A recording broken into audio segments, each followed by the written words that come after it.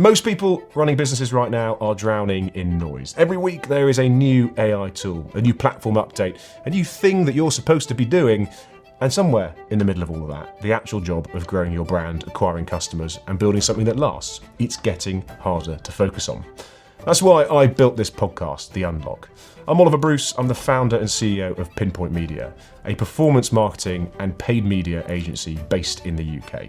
We run campaigns for some of the most ambitious brands in the world. We live in the data, we test the creative, and we operate at the intersection of where creativity meets performance. And over the last few years, I've watched AI and automation completely reshape what's possible for marketeers and business owners. Not in theory, but in practice. In the ad account, in the creative studio, in the way brands acquire and retain customers at scale. This is for anyone, essentially, running a business or a brand who knows things are changing fast and wants a way to stay ahead. Whether you're scaling a startup, leading a marketing team, or just trying to figure out what AI and automation actually means for your bottom line, The Unlock is built for you. No hype, no theory, just what's working, what's changing, and what you should be doing about that. Now, let's get into the episode. So your content has two audiences now. Most brands are only, however, talking to one of them, and it's actually costing them more visibility than they even realise. For the entire history of marketing, there has been one primary audience. Human beings, right? You and I. We wrote copy to make people feel something. We built campaigns to create memory structures in human brains. We wanted people to laugh, to feel inspired, to remember our brand when they were ready, essentially, to buy. And that is still the job, but it's actually now only half of it. As of 2026, you're also marketing now, essentially, to AI agents. Google crawlers, ChatGPT, web readers, Perplexity's indexing systems, autonomous B2B procurement bots that are researching vendors on behalf of buyers before humans even get involved. And here's the problem. These two audiences want completely different things. They process information in completely different ways. If you're optimizing purely for the human, the AI cannot understand you. But if you're optimizing purely for AI, then essentially the human doesn't connect with you. So most brands are kind of stuck somewhere in the middle, doing neither very well, frankly.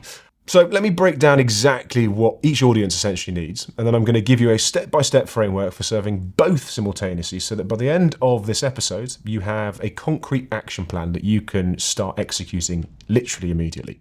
We'll start with the human audience first. Humans are emotional, we're irrational. We don't necessarily make decisions based on a logical matrix of features and benefits. We actually make decisions based on how a brand makes us feel, and then we post-rationalize that decision with some kind of logic. Every neuroscientist and behavioral economist who has ever studied purchasing behavior will tell you the exact same thing. When you market to a human, your goal is essentially to build a memory. You want to create a distinct, emotionally sort of resonant association with your brand, so that when that person is ready to buy, your brand is the first one that surfaces in their mind. To do that, you use storytelling, humour, metaphors, beautiful design, cultural nuances, language that is basically interesting, unexpected, and sometimes deliberately ambiguous, because ambiguity creates intrigue and intrigue creates attention, right? Now, the AI agent is completely different. It's a completely different conversation to marketing to a human. Whether it's a Google crawler or ChatGPT, web reader, or an autonomous procurement bot, the AI agent does not have emotions. It does not understand humour. It cannot appreciate a clever metaphor. It does not care how beautiful your website actually looks. The AI agent cares about one thing only, and that is clarity. It needs to extract facts, to understand the relationship between entities and verify claims, right? It's looking for structured data, sort of facts, information, authority, and verifiable consensuses across kind of multiple platforms, right? If you have a clever or ambiguous headline, if I can get that word out, on your homepage that makes humans smile, the AI agent reads it and kind of, well, it won't smile. It has no emotion. It has no idea what you're actually saying, and it moves on. So this is the sort of tension that every brand is kind of trying to navigate right now. How do you actually write copy that is emotionally relevant and resonant to humans, whilst also structured and clear enough to be passed essentially and cited by an AI agent? Most brands are kind of failing this in one or two ways. Either they're writing robotic keyword stuffed content that kind of bores humans to tears, or they're writing highly creative, abstract brand copy that makes AI agents sort of completely invisible, right? They're not visible to these search engines. Both are losing strategies. You're putting all your eggs in one basket. The solution is not to choose one audience over another. The solution essentially is to architect your content. So you need to have both audiences getting exactly what they need from the same page without compromising the experience for either. So here's a step-by-step kind of framework, 7 steps, if you will. We're going to work through these in order to give you content and an architecture that serves both audiences simultaneously.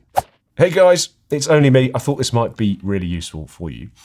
If, like me, you found that one of the biggest headaches when running a business is actually managing money across different tools, different currencies, expenses, then I think I found the solution for you. InCard is built to essentially fix this. Now, InCard is a new financial platform designed specifically for high-growth modern businesses. It gives you multi-currency accounts, connected banking, and smart spend management all in one place. Now, the really cool part is that with rewards, you get up to 2% cash back on things that you probably are already spending money on, like advertising maybe, SaaS tools, travel. Every time that you guys are spending, you generate points and you can redeem them instantly for cash directly in the InCard platform. If you're building or scaling an online business and you want a smarter way to manage your finances, then check out InCard using the link in this description. Thanks for taking the time to listen to this. Now let's get back to the episode. So step 1 is to audit your existing content for dual audience readiness, right? So before you change anything, you need to understand exactly where you're currently standing. So like, how is your website performing for both audiences? Go through your 10 most important pages, your homepage, your key product or services page, your top performing blog posts for each one, and ask them 2 questions. First, the question is the human question. Does this page make a human feel something? Does it tell a story? Does it have a clear emotional hook? Does it give the reader a reason to care beyond the functional features of the product, right? The second question is the AI question. If the AI agent were to read it, the first paragraph of your website, would it know exactly what this company actually does, who it serves, and what the key benefits are relating to? Score each page on both dimensions. You will quickly see a pattern. Most pages will score well on one and poorly on the other. The ones that score poorly on the AI dimensions are your immediate priorities, right? Because those are the pages that are currently invisible totally to AI search. Step 2 is to write an AI executive summary for each core page. Every product page, service page, and major piece of content needs to open with what I like to call the AI executive summary. This is a short summary structured kind of as a sort of declarative, if you will, paragraph. 3 to 5 sentences, give or take, that tells the AI exactly what it needs to know. Here is the structure. So sentence 1. What this page is actually about. Sentence 2 is what the product or service actually does. Sentence 3, who's it for? Sentence 4 is the primary benefit or the outcome. And sentence 5 is that key differentiator. Use plain, unambiguous language. No clever wordplay, no brand jargon, no abstract metaphors. Write it as if you are briefing a very literal, very intelligent assistant who has essentially never heard of your company before. The summary goes at the very, very top of the page. So before any creative copy, on most pages, you can sort of style it as a sort of subtle introductory paragraph that doesn't necessarily disrupt the human reading experience. It simply sets the context clearly before the narrative begins. That's really key. The AI reads this and immediately understands what you do and why it should essentially cite your website. The human reads it and gets a clear orientation before diving into the story. So essentially both audiences in this case are served. Now, step 3 is to implement structured data across your entire website. Structured data is a technical layer that makes your content machine readable, essentially. It is the difference between an AI agent having to guess what your page is about and being told directly. So at a minimum, you need to implement the following schema types, right? So organization schema on your homepage. This tells AI systems who you are, what you do, where your location is, and your services/contact information, right? Product or service schema on your product pages. This provides structured information about what you offer, including pricing, features, and reviews, and then an FAQ schema on any page that answers questions. This makes your Q&A content directly extractable for featured snippets and AI summaries. An article schema is really important on your blog and editorial content. This identifies, again, the author, publication date, and topic, and we spoke about this in a previous podcast. If you're not necessarily technical, hire a developer to implement this for you. It's not expensive necessarily, but it is one of the highest leveraged things that you can do for your AI visibility. Think of it as kind of giving every page on your site a machine-readable label that says exactly what it contains. Step 4 is to restructure your page architecture for dual audiences. So once you have the AI executive summary at the top and the structured data in place, the rest of the page is for the human. But the structure of that human-facing content really matters as well. Use clear descriptive headings throughout the page, not clever, ambiguous headings, but descriptive ones. A heading that says how our platform reduced customer churn by 40% is better for both audiences than one that says the retention revolution. The human understands it immediately, the AI can extract it and actually claim factual information. Use short paragraphs. Long, dense blocks of text are hard for both humans and AI to parse. Break your content into digestible chunks with clear headings that signal what each section covers. Use bullet points and numbered lists for factual information, features, benefits, steps, statistics. These formats are highly extractable for AI systems and super easy to scan from a human perspective as well. And use bold text to highlight key facts, statistics and claims, right? Both humans scanning the page and AI systems parsing it will pick up bolded text as sort of signals of importance. You know what I mean by that. Guys, I think you might find this useful. Something that we've started to use in my businesses is InCard. It's a new financial platform designed specifically for high-growth modern businesses. Now, if you're running a business, you've probably found that one of the biggest headaches is managing money across different tools, currencies, and expenses. Right? So InCard essentially gives you multi-currency accounts, connected banking, and smart spend management all in one place. The best part, however, is that you can earn up to 2% cash back on everyday spend, such as ads, SaaS, and travel, earning you points every time you spend, and you can redeem them instantly for real cash in the platform. Check out InCard using the link in the description. If you're building or scaling an online business and you want a smarter way to manage your finances, check out InCard. Let's get back to the episode. So step 5 is to build your verified consensus strategy. So this is the step that most brands completely overlook, and it is arguably the most important one for AI visibility. So AI agents don't just read your website, they actually read the entire internet. We did speak about that in a previous podcast, and they are looking for some kind of consensus, multiple independent sources confirming that the same claims about your brand are true. If your website says that you are the best in your category, but nobody else on the internet agrees, the AI will simply not cite it because it doesn't believe it, right? It will cite whoever has the strongest independent verification. Think of it as kind of a rubber stamp for AI agents. You need to be deliberate. An ongoing strategy for building verified consensus around your brand's key claims is critical. And here's kind of how to do it if you haven't already started. Firstly, identify 3 to 5 of the most important claims that your brand wants to be known for. Things that you might talk to. So primary differentiator, key outcome for customers, area of deepest expertise, for instance.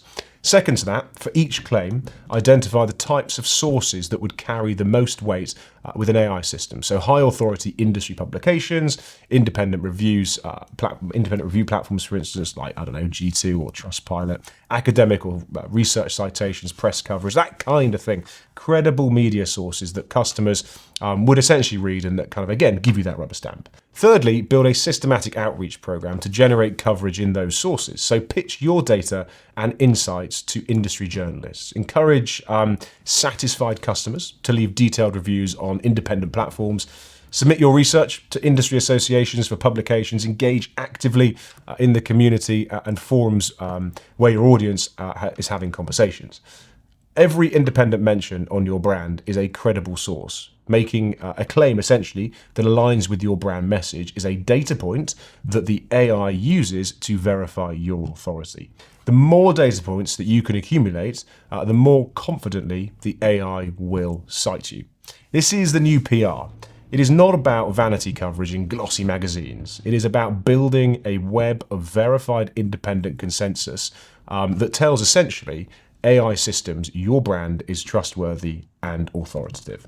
Now, step 6 is to optimize for entity association. Again, something that we spoke about on previous podcasts, but AI models understand the world through entities, so people, places, concepts, and brands, and the relationship between them.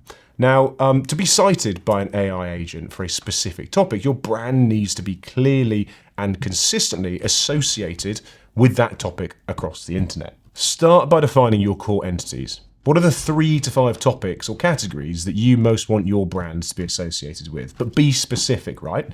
So don't just say marketing, go for performance marketing attribution. Don't just say technology, but say AI-powered customer segmentation, that level of detail. Then audit how consistently those entities appear alongside your brand name across your own content and your off-site mentions. Use tools like SEMrush, for instance, to analyze the language patterns and content that links essentially to your site. Are your core entities appearing consistently, or is your brand being associated with a scattered range of topics, which is less good? If the association is weak or inconsistent, then you need to tighten it up. Every piece of content that you produce should explicitly and consistently use your core entity language. So every press release, every guest article, every social post should reinforce the same associations. You are training the model, and training requires repetition and consistency, right?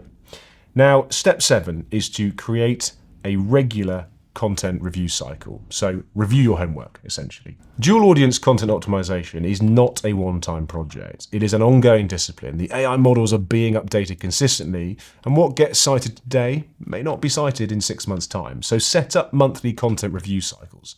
Each month, pick your 10 most important pages and run them through the dual audience audit from step 1. So check your AI visibility, open ChatGPT and Perplexity, and ask questions related to your core topics. See if your brand is being cited. If it isn't, then you need to identify, based on the previous steps, what parts need more work. Now, track your AI share of voice, because over time, that is a key KPI from a GEO performance perspective. Are you being cited more frequently than last month? Are you being cited for the right topics? Are your competitors gaining ground in areas that, frankly, you should be owning? Use this data to prioritize your content investment, right? So double down on the topics where you are gaining traction, investigate and address the areas where you're losing ground. So here's the kind of bottom line, right? So brands that will win in 26 and beyond will be bilingual. They will speak the language of human emotion and the language of machine structure. They will understand that a beautiful creative campaign is totally useless if the AI cannot figure out what the company actually does. And they will understand that a perfectly structured AI-optimized website is, again, useless if it fails to make the human buyer feel anything at all. You now have 2 audiences. You need 2 strategies running simultaneously, built into the same architecture. Here is your action list, right? So this week after this podcast, audit your 10 most important pages for dual audience readiness. Write the AI executive summary for your homepage and your top 3 product or service pages. Get a developer to implement structured data across your site. Identify your 3 to 5 most important brand claims and start building your verified consensus strategy. Define your core entities and audit how consistently they appear in your content. 7 steps. Start this week. The brands that get this right will be everywhere. In the AI answers, in the human memory, and in the buying decisions. And the ones that don't will sit there and wonder why their traffic is declining and their brand is getting harder and harder to find. So start building for both audiences. The window to get ahead of this is now. Thanks so much for listening or watching. If you're on YouTube, the latest episode of The Unlock, remember to hit that follow, hit that subscribe button. Please share it with your friends, families, colleagues, and loved ones. This podcast doesn't grow without you. Honestly, it is really appreciated. I mentioned it earlier, but something that you may find super useful if you're a business managing multiple transactions across multiple platforms is InCard. It's a new financial platform for modern online businesses, giving you multi-currency accounts, connected banking, and smart spend management all in one place. Open a Euro, GBP, or USD account in minutes, attach cards for expenses, and earn up to 2% cash back on everyday spend like ads, SaaS, and travel. Check out InCard using the link in the description.